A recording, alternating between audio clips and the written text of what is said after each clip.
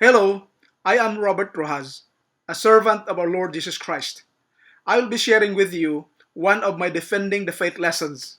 In this video, we will continue our discussion about the pre-existence of Christ. This video is now the second part of the series. It is undeniable that man cannot exist before he was conceived and born. If someone claims that he existed before he was conceived and born, then he must have been hallucinating or out of his mind. So, if someone really existed before he was conceived and born, then he must not just be a man. He must be God in human form. In John chapter 1 verses 10 to 11, John the apostle wrote, "He was in the world, and the world came to be through him. But the world did not know him. He came to what was his own, but his own people did not accept him." Who was the one that John was referring to here? He was referring to Christ. Let us analyze the statements of John. First, John wrote that Christ was in the world and the world was created by him. It is very clear that Christ has pre-existence. He existed before he was conceived and born. Therefore, Christ is not just a man. He must be God in human form. In fact, he existed before the world because he created it. So, think, think, think. Second, John wrote that he was in the world, but the world did not know him. The reason for people rejecting Christ until now is the fact that they do not really know who Christ really is. Many people, including the Israelites, did not know that it was Christ who talked with Abraham, Moses, etc. in the Old Testament times. In most cases, he appeared as the angel of the Lord in the Old Testament times. Now, being the angel of the Lord is descriptive of his work because an angel means a messenger. He was the messenger of the Lord because he was the one communicating to the prophets of God in the Old Testament times.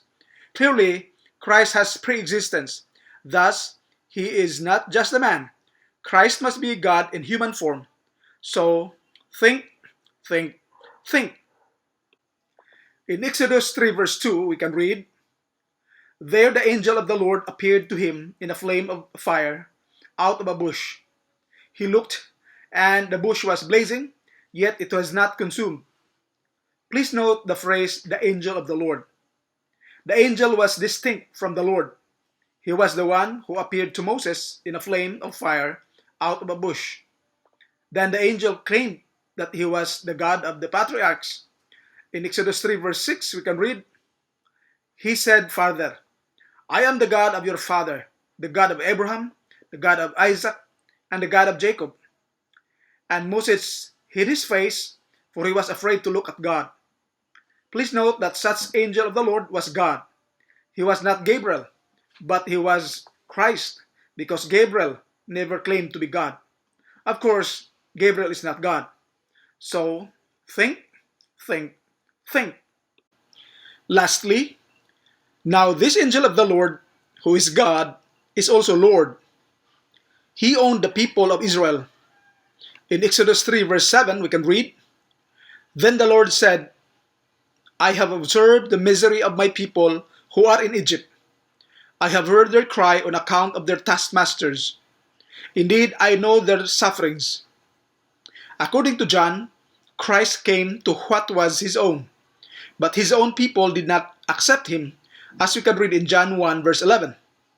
It is very clear that Christ came to his own people, the Israelites, but they rejected him because they did not know him. Clearly, Christ was the angel of the Lord who owned the Israelites as a special people. Since Christ owned the Israelites in the Old Testament times, Christ really has pre-existence.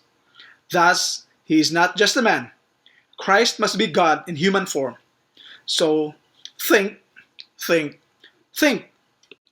So, it is very clear now that the angel of the Lord was distinct from the Lord.